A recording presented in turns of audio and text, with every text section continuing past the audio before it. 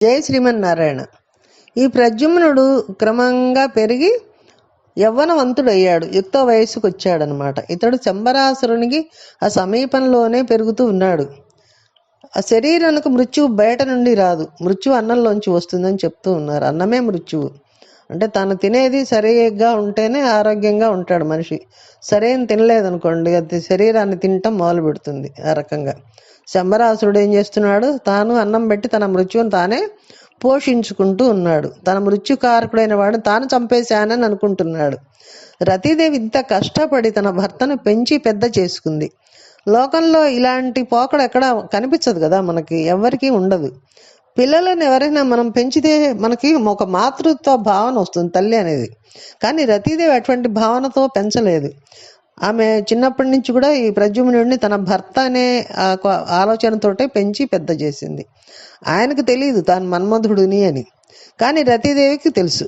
అందుకని ఆయనేమో ఈవిడ తనను పెంచి పెద్ద చేస్తోంది అని అనుకుంటున్నాడు. ఈవిడ తన భర్త పెరిగి పెద్దవాడవుతున్నాడు అనుకుంటోంది. ఈ ప్రద్యుమ్నుడికి యవ్వనం వచ్చిన తర్వాత ఈమె ప్రవర్తన ఎందు కొన్ని విచిత్రంగా అనిపించాడనమాట. కొంచెం దోషం అనిపించింది అతనికి. ఎందుకంటే తను పెంచింది కదా ఒక తల్లిగా అనుకుంటున్నాడు, కానీ ఆవిడ భర్త భావంతో ఉంది కదా అని ప్రద్యుమ్నుడు ఒక ప్రశ్న వేస్తూ ఉన్నాడు. నా తనూభవుడీతడంచును నానయించుకలేకయో మాత నీ విధి ఏమి, నేడిటు మాతృభావము మాని సంప్రీతి కామిని భంగి చేసెదు పెక్కు విభ్రమముల్, మహాఖ్యాత వృత్తికి నీకు ధర్మము కాదు మోహము చేయగాను. నీవు మాతృత్వానికే కళంకం తెస్తున్నావు. నీవు నన్ను పెంచి పెద్ద చేశావు, నేను నీకు కొడుకుని. నీకు నా యందు కామ వికారం వచ్చినట్టుగా అనిపిస్తోంది. నీ ప్రవర్తన ఎందు దోషం కనిపిస్తోంది. నీవు కామినిలాగా ప్రవర్తిస్తున్నావు. అలా ప్రవర్తించకూడదు కదా. ఎందుకు నీకు ఈ విధమైన విచిత్ర ప్రవర్తన జరుగుతోంది అని అడిగాడు. అప్పుడు ఆవిడ చెప్తోంది, పాపకర్ముడు వీడు నిన్నిట బట్టి తెచ్చి లేచి నా పాపడెక్కడ పోయెనో సుదుబాపితే విధియంచు దాగ్రేపు వాసిన గోవు భంగిని ఖిన్నయై పడి గాఢ సంతాపయై నిన్ను నోచి కాంచిన తల్లి కుయ్యడకుందునే. రతీదేవి చెప్తోంది, ఈ పాప కర్ముడు ఈ శంబరాసురుడు నిన్ను నీ తల్లి పొత్తిళ్ళలోంచి తెచ్చి చంపాలని చూశాడు. ఆ తల్లి ఏడుస్తూనే ఉంది. అప్పటి నుంచి నువ్వు రుక్మిణి దేవి శ్రీకృష్ణ భగవానుడి కొడుకువి, నీ చేతుల్లోనే ఇతని శంబరాసురుడి మృత్యు ఉన్నది. అందుకని వాడు నేను చంపాలనుకున్నాడు. నేనెవరు నువ్వెవరు అనుకుంటున్నావా అని చెప్పేసి చెప్పింది అనమాట. అందుకని నీ తల్లి నీ కోసం ఏడుస్తూ ఉన్నది. పురిటి మంచం మీద ఈ కొడుకు ఏమైపోయాడని ఆవిడ రోజు బాధపడుతూ ఉంది. నీ కష్టాన్ని, అమ్మ ఉన్న కష్టాన్ని తీసి మళ్ళీ అమ్మ దగ్గరికి చేరాలి కదా అని అడిగింది. అంటే తన తల్లి కాదు అని చెప్పింది. ఆ తల్లి భావాన్ని ఆయన వైపు తిప్పింది. అప్పుడు ప్రద్యుమ్నుడు ఉత్తర క్షణం, నేను నా తల్లిని చేరుకోవాలని అనుకుంటున్నాను. మా అమ్మ ఎంత ఏడుస్తోందో కదా. దుర్మార్గుడు ఈ శంబరాసురుడు నన్ను పురిటి మంచం మీద నుండి తీసుకువచ్చాడా?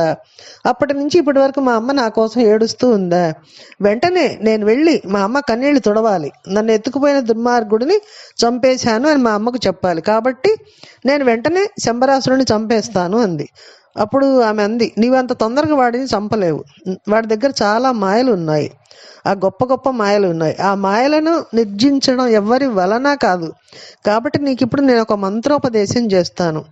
ఒక విద్యను నీకు ఉపదేశిస్తాను. ఆ విద్య పేరు మహామాయా విద్య అని ఆయనకు మహామాయా విద్యను బోధ చేసింది. అమ్మవారికి 12 మంది ఉపాసకులను చెబుతారు.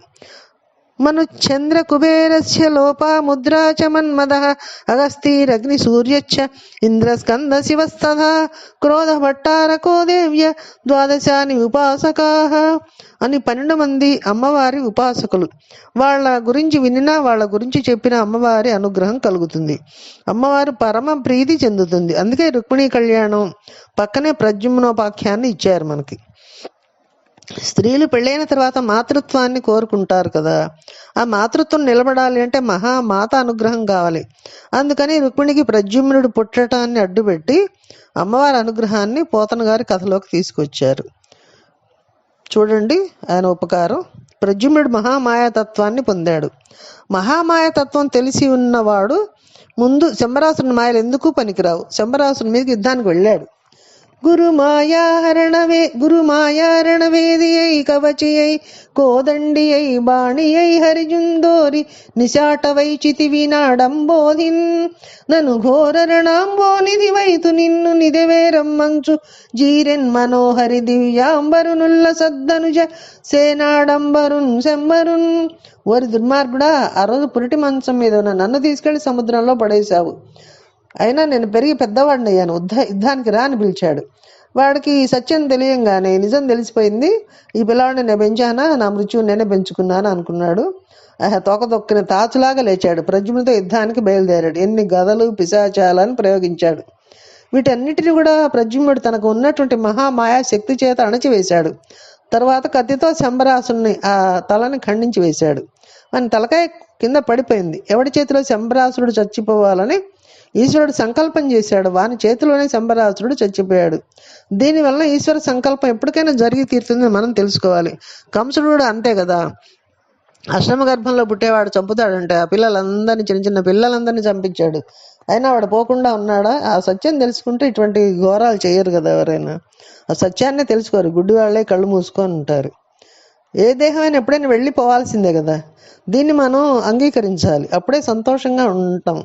మనిషి జన్మ ఎత్తిన వాడైనా ఇంకొక దేవతలైనా కొంత ఆయుష్ వాళ్ళకు కూడా ఉంటుంది అయిపోయిన దాకానే. అందుకని ప్రతి వాళ్ళు కూడా తెలుసుకోవాలి. కానీ తెలుసుకోకుండా మేమే శాశ్వతం మేమే అనుకుంటూ ఇంకా అన్యాయాలుగా సంపాదించుకొని అట్లా ఉంటూ ఉంటారు అన్నమాట. కానీ ఏమి తీసుకోపోరు వెళ్ళేటప్పుడు. అది ఎవరికి గ్రహింపు ఉండదు. ఇప్పుడు చాలామందిని చూస్తూ ఉన్నాం కదా మనం కూడా. ఇవన్నీ అటువంటివే. చిగురాకడిదపు ధారను జగముల పరవశము సేయు చలపాదికి దొడ్డగు నుక్కడిదంబున తన పగతుంత్రిగవేయుటెంత పని చింతింపన్. ఒక చిగురుటాకు పట్టుకొని ఎంతెంతో తపస్సు చేసుకుంటున్న వాళ్లను తన కొనగోటితో పడగొట్టిన వాడికి శంబరాసురుని చంపడం ఒక లెక్క. అందుకని శంబరాసురుని చంపి అవతల పారేశాడు అని చెప్తున్నారు ఈ పద్యంలో.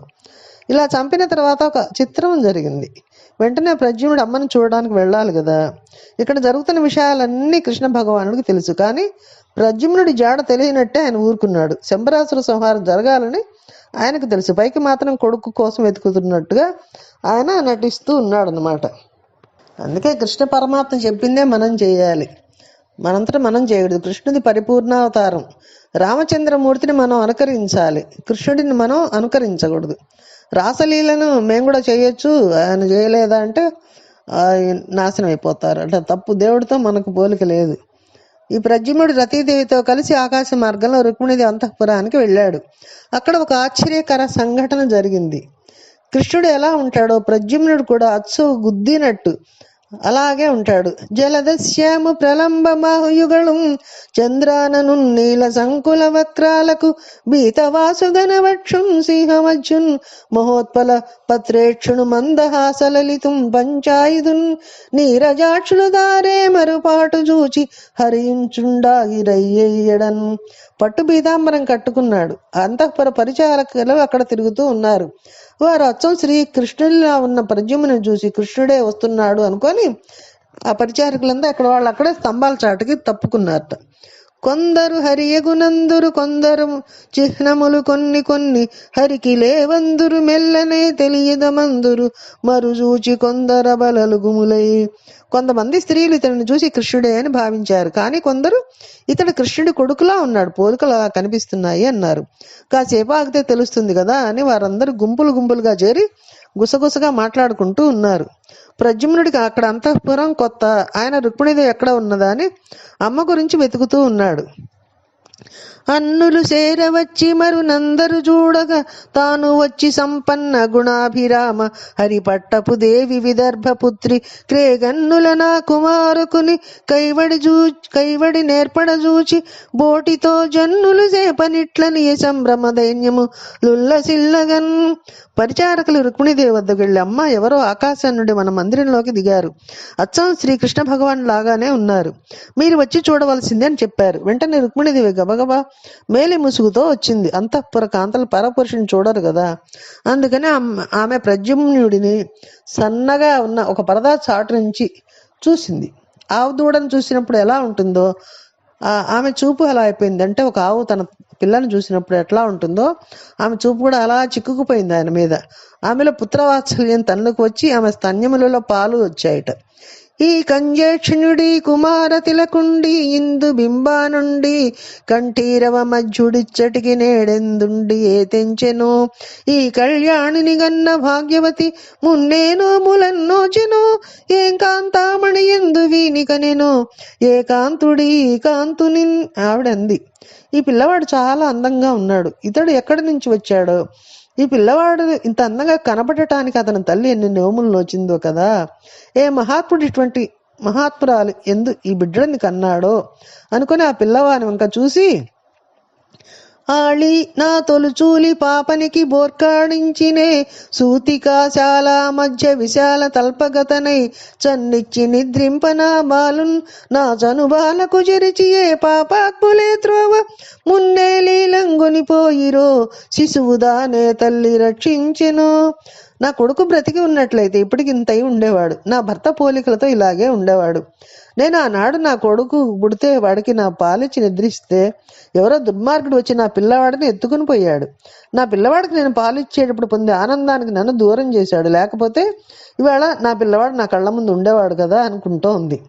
అతివా సిద్ధము నాటి బాలకొనకి ఆకారమీ వర్ణమీ గతి ఈ హాస విలోకన స్వరములి గాంభీర్యమీ కాంతి వీడితడే కాదగునున్న వారలకు నా ఆత్మేషు స్వారూప్య సంగతి సిద్ధింపదు వీని ఎందు మిగులం గౌతూహలం బయ్యడిన్. ఈతని రూపమంతా నేను మా ఆయన తేజస్సులో నా కడుపులో పెట్టి మారిస్తే వచ్చింది. ఇతడు నా కొడుకే అయి ఉండాలి అని ఆవిడ అనుకుంటోంది.